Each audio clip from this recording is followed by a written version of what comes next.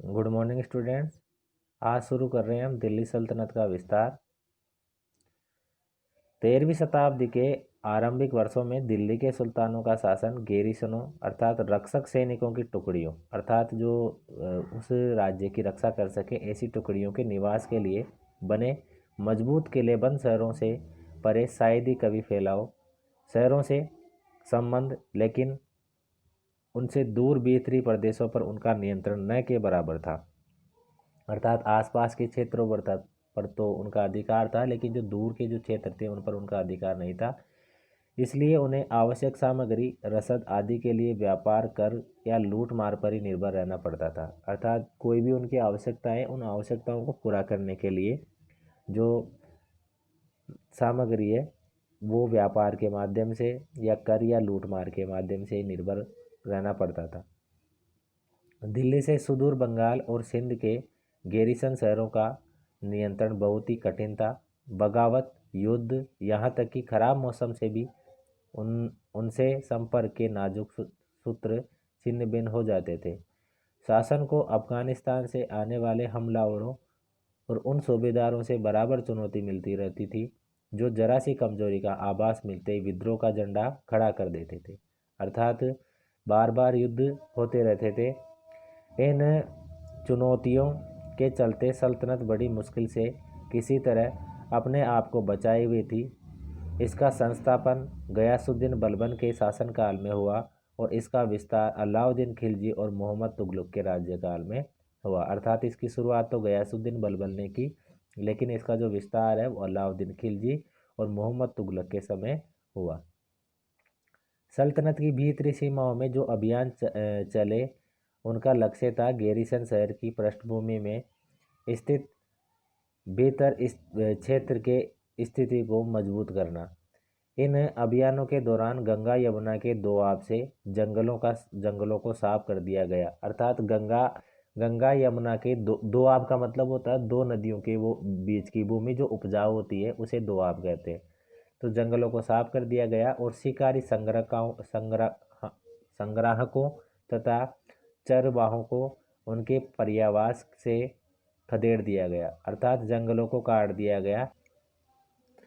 वह जमीन किसानों को दे दी गई और कृषि कार्य को प्रोत्साहन दिया गया। अर्थात जंगलों को काट कर और वो जो ज़मीन थी वो किसानों को दे दी गई और कृषि कार्य वहाँ पर किया जाने लगा।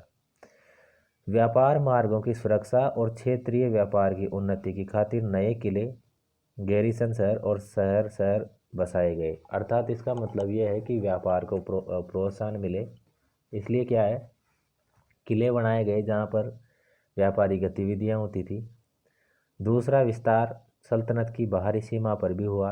अलाउद्दीन खिलजी के शासनकाल में दक्षिण भारत को लक्ष्य करके सैनिक अभियान शुरू किए गए। अर्थात दक्षिण भारत पर भी क्या किया गया, कब्जा किया गया, जिसमें अलाउद्दीन खिलजी ने अभियान शुरू किए और ये अभियान मोहम्मद तुगलक के समय में अपनी चरम सीमा पर पहुंचे।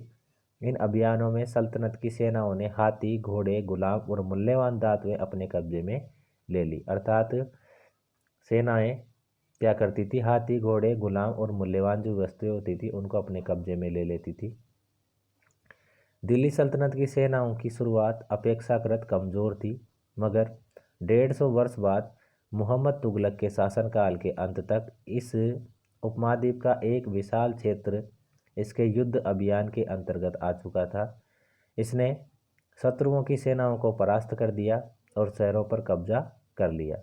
इसके सूबेदार और प्रशासक मुकदमों के फैसले सुनाते थे और साथ ही किसानों से कर भी वसूल करते थे। अतः इसने जो अधिकारी नियुक्त किए वो प्रशासन को भी चलाते थे और वहाँ पर जो टैक्स होता था वो टैक्स भी वसूल करते थे और कोई किसी प्रकार की कोई समस्या है तो उसका वो निराकरण भी करते थे। लेकिन इतने विशाल क्षेत्र पर इनका अधिकार या नियंत्रण किस सीमा तक और कितना प्रभावी था, ये देखिए। दक्षिण भारत है तो जो दिल्ली है वहाँ से ये जो शासन है ये यहाँ तक एक तरीके से पूरा का विस्तार हो चुका था।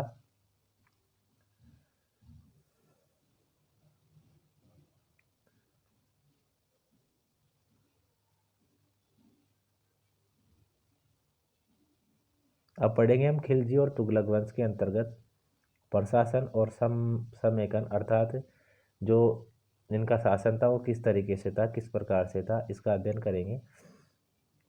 तो दिल्ली सल्तनत जैसे विशाल साम्राज्य के समेकन के लिए विश्वसनीय सूबेदारों तथा प्रशासकों की जरूरत थी। सूबेदार वो होते हैं जिसको राजा क्या करता है, एक अलग क्षेत्र में नियुक्त कर देता है।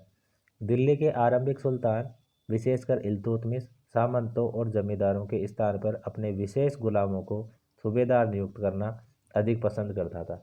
इल्तुतमिश ने क्या किया था, एक 40 चहलगानी समुदाय बनाया था, जिसमें क्या किया उसने कि 40 दास होते थे, उनमें से वो क्या करता था, सूबेदार नियुक्त करता था।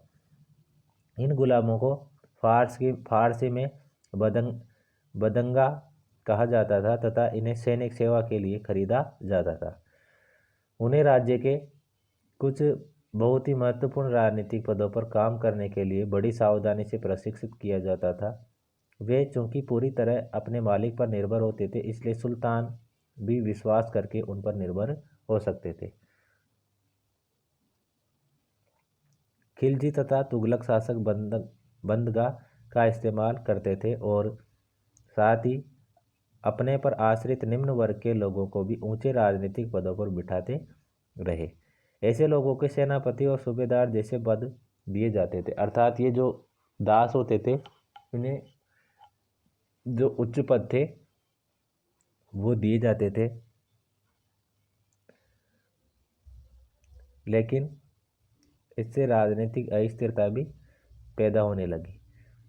गुलाम और आश्रित अपने मालिकों और संरक्षकों के प्रति तो वफादार रहते थे, मगर उनके उत्तराधिकारियों के प्रति नहीं, अर्थात वो अपने शासक के प्रति तो उत्तरदायी होते थे, लेकिन जो शासकों के जो उत्तरदायी होते थे, जो अलग सूबेदार होते थे, उनके प्रति उत्तरदायी नहीं होते थे।